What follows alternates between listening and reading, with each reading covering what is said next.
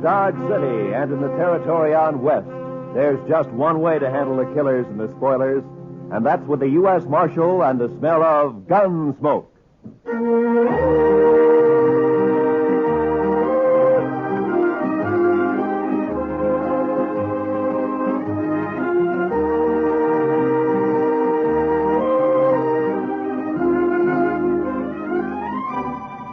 Gunsmoke, starring William Conrad, the transcribed story of the violence that moved west with young America, the story of a man who moved with it, Matt Dillon, United States Marshal.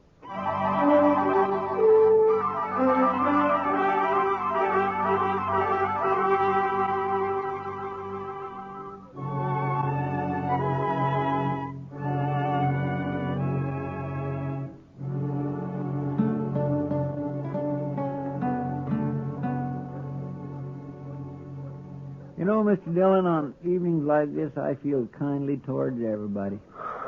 Is that so, Chester? Yes, sir. It's a peaceful. There's no cowboys hoorahing up and down Front Street, no shooting, no fights, almost no nothing. Well, that doesn't upset you, does it? Oh, my, no, Mr. Dillon. I like it this way. Puts me some in mind of Texas. Texas? Well, now, Mr. Dillon, I don't mean there isn't some dust raising done down there from time to time. Why, sometimes Waco don't cool off from sunset to sunup. Is that so? Yes, sir. Well, I'm going to walk down to the Texas Trail, Chester, and have a beer with Kitty. Well, sir, I'll just sit here and think some. All right. But I'll come get you if anything happens. Yeah, you do that, Chester.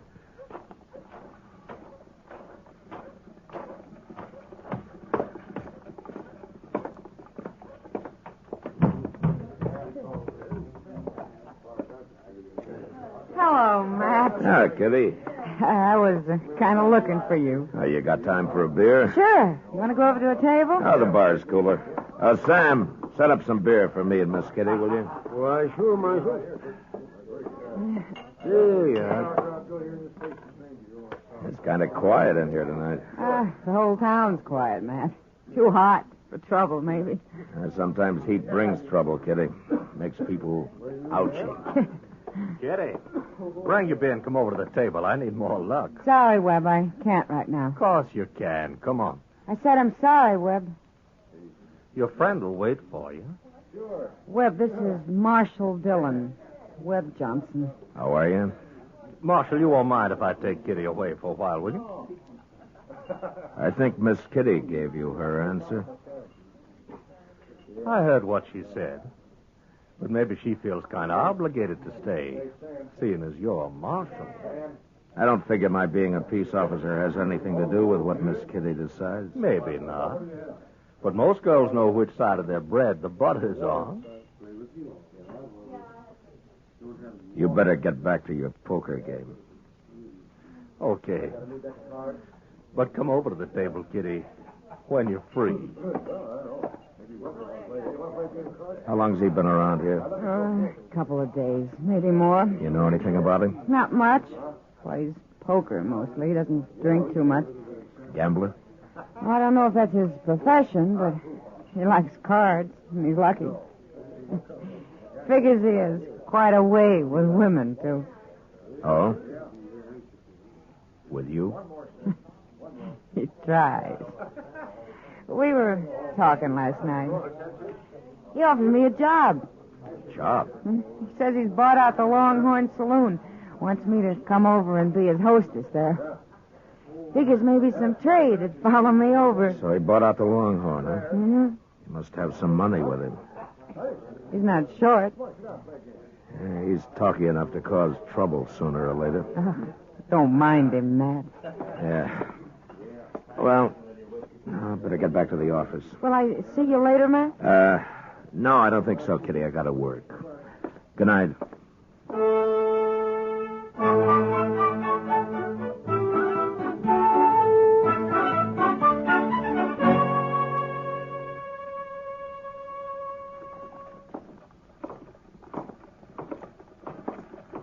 You sure you don't want to eat, Chester? No, sir, thank you kindly, Mr. Dillon, but I already ate. Oh. I think I'll just walk on down to depot, maybe. The depot? Yes, sir. Chester, what in the world do you do down there? Oh, Mr. Hightower and me just sort of sit around and socialize. Then besides, there's a train due in. Sometimes there's all sorts of things.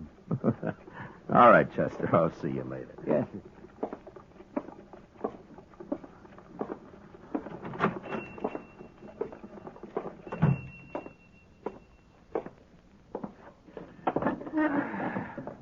Now, Jimmy, cook me up some potatoes, will you?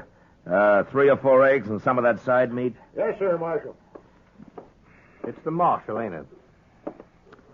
Well, good morning, Mr. Webb.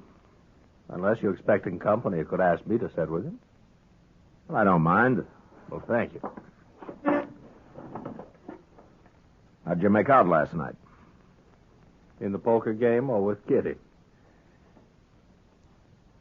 At cards. Seems like everything I say sets you on edge, Marshal. Maybe. Well, I'll tell you, Kitty and I didn't quite hit it off, but I done fine at start. Those boys, Ashton and Trasker, they play cards like boys. Afraid to push their luck. Sometimes that's good. Not at poker, it ain't. Leastwise, I walked home last night with their money in my pocket. Over 500. Ah, that's good winnings. It wasn't hard. Miss Kitty tells me that you bought the Longhorn. News traveled, don't it? You a gambling man? I don't make my living playing cards, if that's what you mean.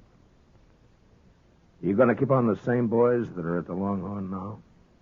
No, Marshal, I'm not. I've got my own way of doing things. Those boys might not understand. So I've got 2 dealers coming in this morning from St. Louis. We worked together before. Here's your breakfast, Marshal. Fried up some onions for good measure. They kind of bring out the flavor of the eggs some. Oh, thank you, Jimmy. You want beer, coffee? Coffee, I think. Bring the pot over. I'll have some, too. Yes, sir. You don't like me much, do you, Marshal? No. Why not? Why don't you like me? Well, for one thing, you talk too much. That may be. Let me give you some advice, Mr. Webb. This is an easy town to get killed in. So I've heard. So see to it that the Longhorn runs smooth and easy, huh? Speaking of gambling. Gambling or girls. Well, now, Marshal, there's a lot of money in Dodge these days, what with the trail herds and the buffalo and all. I'd feel kind of bad if I didn't get my share of it. The money that changes hands in the Longhorn is your business as long as it's honest. You just tell your St. Louis dealers to remember that. You're mighty preachy for a marshal, ain't you? I'm not interested in the morals of the citizens individually. But when it affects the peace of the whole town, it is my business. Well, now, from the way you talk, I don't imagine you'd be interested in a percentage deal. Or would you? Get out of here. And remember what I said. Why, sure. Well, I'll tell you one thing, Marshal. That star on your chest don't scare me one bit. Well, good morning, Miss Russell, and how are you this morning? I swear, I don't understand that Webb Johnson. Sit down, Kitty. Have some coffee. That's why I came by. I figured you'd be eating when there was no one at the office. Chester's down at the depot waiting for the train. Anything important, Matt? No, just the train. He likes trains. Matt, I had a long talk with Webb last night. No? Yeah, after the game broke up, he bought me some drinks. He say where he was from, Kitty? Missouri. Mr. Dillon? Mr. Dillon. Yeah, what is it, Chester? Oh, you should have seen it, Mr. Dillon. My gracious alive. The train no sooner come to a stop. Hello, Miss Kitty. The train no sooner come to a stop and they begun getting off. Must be 15 or 20 of them. 15 or 20 what? Girls, Mr. Dillon, girls. In no time at all. The depot platform was just plain crawling with them. Well, they're going to work at the Longhorn. The Longhorn? That's right, Chester. Webb Johnson's bought it. Those are new hostesses. They're from St. Louis, Chester. Oh, my goodness, Mr. Dillon, it fair gives a man the shakes to see so many women all at one time. Well, they'll keep, I think. You can go on back to the depot if you want. I'll see you later. Well, don't you want to come look, Mr. Dillon? Like he says, Chester. They'll keep.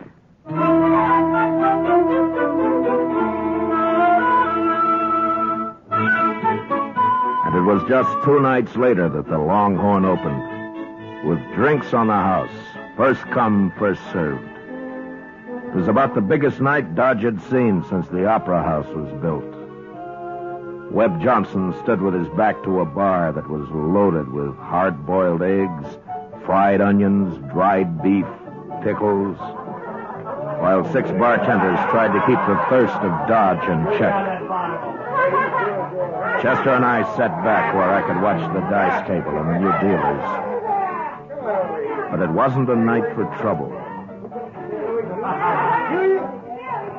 Well, Marshal Dillon. See you come to pay us a visit on opening night. Hello, Webb. Not drinking, Marshal. It's on the house, you know. Not tonight, thank you. Too bad. I've always made it a practice never to turn down anything free. Well, how about your friend here? Well, yes, sir. I could use a little whiskey with some sugar in it. I'll send one over to you. Oh, Marshal. Just by the way, you won't have to worry too much about my cheating the good citizens of Dodge out of their money. From what I've seen of them, it won't be too hard to take. I'll get one of the boys to bring you back that way. Thank you, Mr. Johnson. Mr. Dillon, I know you don't like him, but in some ways he's not too bad, is he? Chester, don't ever judge a man by the drinks that he buys you. I'll see you in the morning.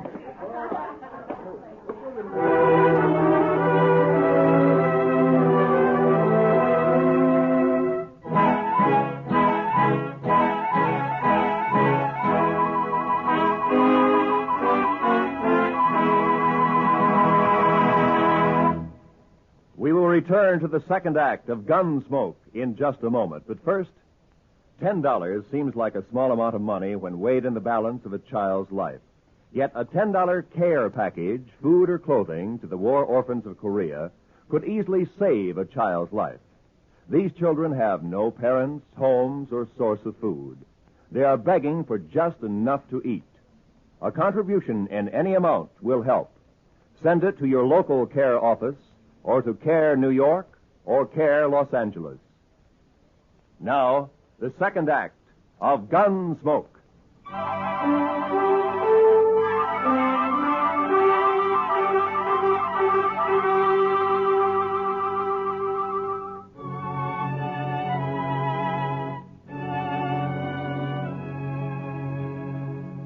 More than 2 weeks passed in Dodge, and there wasn't any trouble to amount to anything.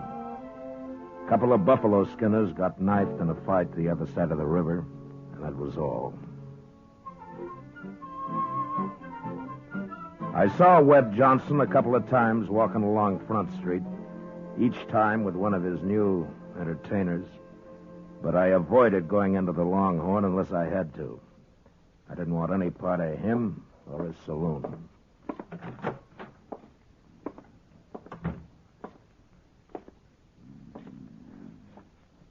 Chester.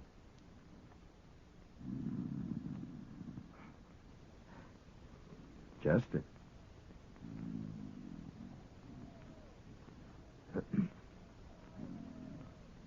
Hey! Oh! Yeah. Good evening, Mr. Dillon. Good evening, Chester. I wasn't really sleeping, Mr. Dillon. I was just resting my eyes some.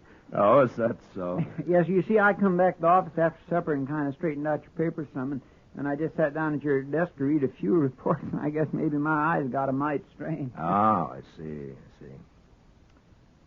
Chester, the way you've been working lately, are you after my job? Oh, Mr. Dillon, I wouldn't never be able to do that. Well, I've been a little worried about it. You've been patrolling the town an awful lot at night lately. Oh, that. Well, to tell the truth, Mr. Dillon, I've been keeping company, you might say. Oh? Yes, sir. One of them little... I think she cottons to me some. Olive Hasty, her name is. Olive Hasty, huh? She one of the girls from St. Louis? Yes, sir, but she isn't like the others. Oh, she's just as nice and polite. Why, she told me the other night that all she wants to do is find some nice place and settle down. Oh. She purely hates being in this sordid business. She's one of the finest... Marshal Gillum, Yes, that's right. my name's Cook. Sir Cook. Mr. Cook? I was thinking maybe you could help me. Well, perhaps I can.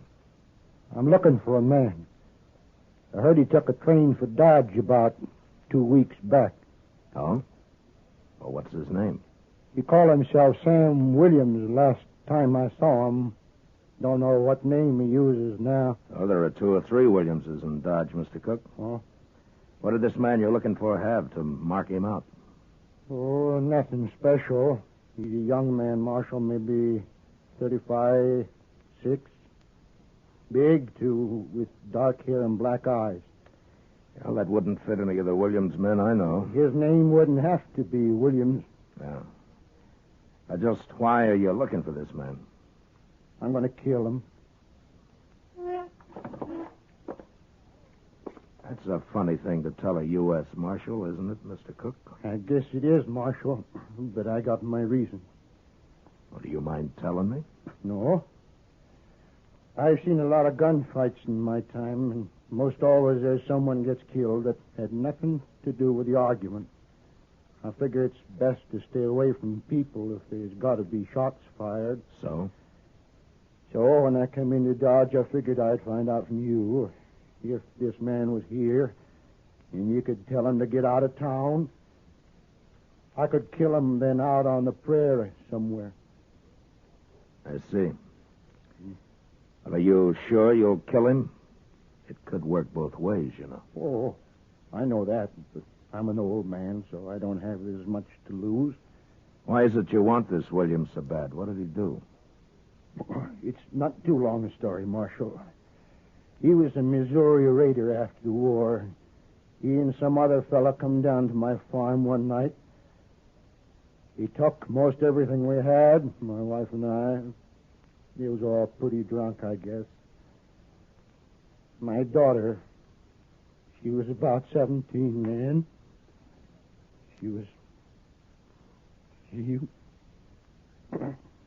Well, it's not a new story, Marshal. No. Yeah.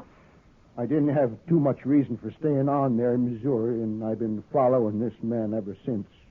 Not too fast sometimes, because it takes money to eat and travel.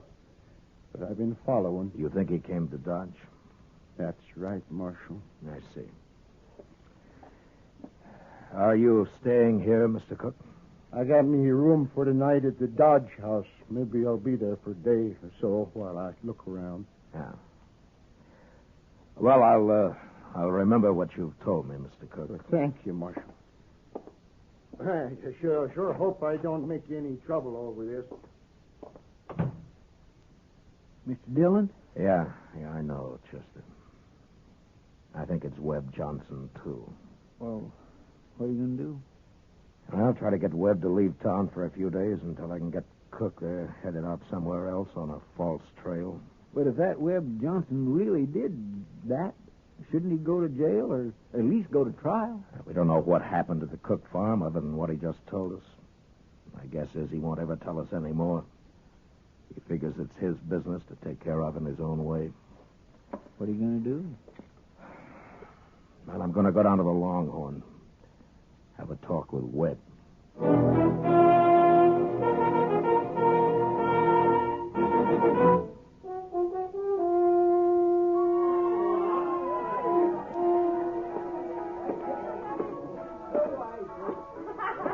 Webb, I want to talk to you.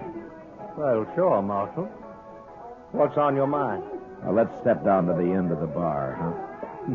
Now you sound like a peace officer talking. Move. Sure. You look mighty serious, Marshal. What's troubling you? A few minutes back, a man came into my office. He's looking for you. That so? He knows you by the name of Sam Williams. Most folks know me by the name of Webb Johnson. Your man must be thinking of someone else. I don't think so. You could have changed your name. Lots of men have. And you fit the description he gave. Suppose I am the one this man is looking for. What then? What's he want with me? He plans to kill you. I see. What are you going to do with him? Nothing. He doesn't even know you're in town. He came to ask me if you were. He's got a strange way of doing things. Well, he may have his reasons. Now, why are you telling me this, Marshal? Because you'd probably be just as happy if I got shot in the back. Look, Webb, I want you to get out of town. Give me a chance to steer Cook out into the territory someplace. Get him clear of Dodge. What for? That way we can avoid more killing. You don't have to worry about me. I can take care of myself. Look, Webb, I'm telling you, get out of town for a while. So I ain't got no plans for leaving? Sam Williams. Hello, Si. I've come a long way, Sam. Move him away from him, Marshal. Now listen to me, Si. Now you turn around and go back out that door. I don't want any gunplay. And you turn around slow. No use, Marshal. I found Sam Williams. And I'm going to kill him. Now, Si, listen to me. I don't want you... Move away from him.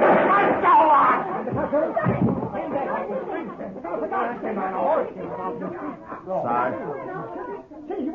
Si. He's dead, isn't he? Yeah, he's dead. Well, he was bound to get himself hurt sooner or later. He was crazy as a hooty owl. Who did this, Webb? Well, why do you ask me that, Marshal? Because Cook told me why he held a grudge against you. Why he was looking for you. You mean that story about the farm and his daughter-in-law? Well, now, what about it, Marshal?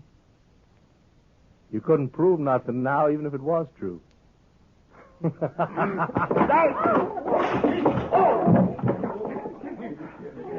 All right. All right, a couple of you men drag this outside and dump it in the street. And you three, you'll carry Cook up to Doc's place.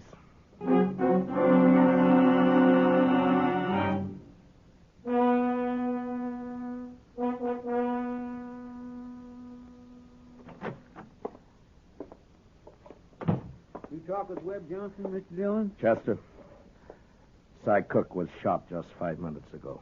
He hurt bad? He's dead. Oh, my goodness. Webb Johnson? No, I was standing beside Johnson. It was somebody outside. Well, can't we go after him? There's no use at night. He could take 20 directions out of town. Tomorrow's time enough. Marshal Dillon. Why, Miss Olive, what in the Tell me, world? come here. You'll come after me. I've got to talk to you. Well, what is it, miss? I climbed out a back window and came right over. I know who Webb paid to kill that man. What's that? I was in Webb's room with him when he got the kid drunk and paid him the money. What kid? They called him Slim, that's all I know. It was maybe 16. I thought it was just a joke. I didn't know Webb really was going to have a man killed. When was this? Early this evening, one of the dealers came and told Webb he'd seen Cook in town. That's when it started. You remember what Webb said to the kid? Yes. Is it worth a horse and $100 to you to shoot a man? The kid was drunk and he laughed and said, what color was the horse? You'd swear to this in a court. Marshal, I'm scared. If I thought about it, I wouldn't have come. Maybe Webb will have someone shoot me. All right, take it easy now, miss. Now, look, you'll be safe here. You're not going to leave me here. Chester, get me that shotgun. Yes, sir. And take one for yourself. Am I going with you? Yeah, come on. Oh, Marshal Dillon, please. You stay here now.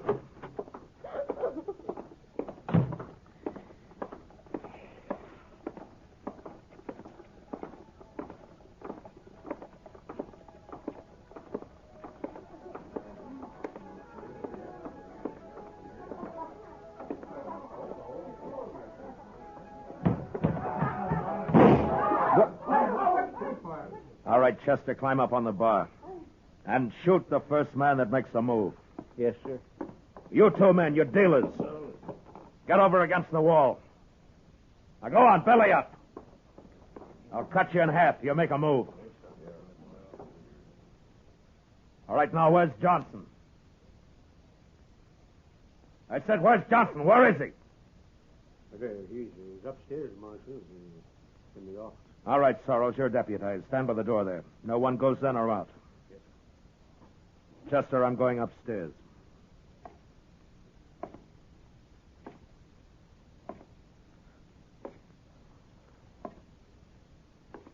I've been expecting you, Marshal. Be no need to come upstairs. I'll meet you halfway.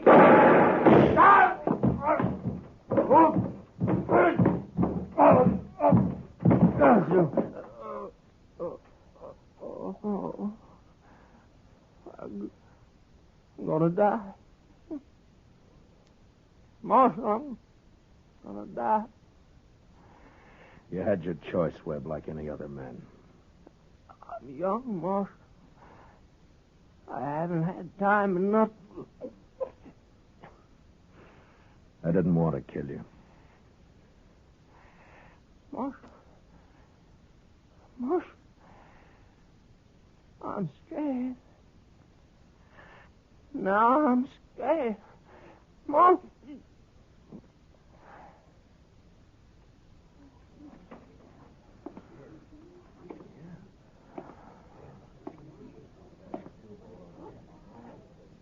All right. Gentlemen, cut loose and ride for home. Until further notice, the Longhorn Saloon's closed.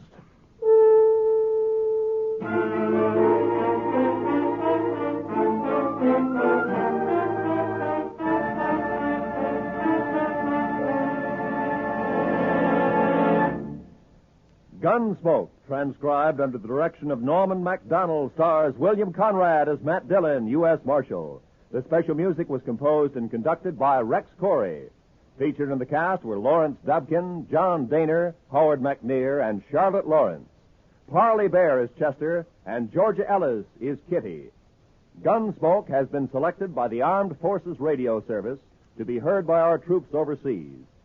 Join us again next week as Matt Dillon, U.S. Marshal, fights to bring law and order out of the wild violence of the West in Gunsmoke.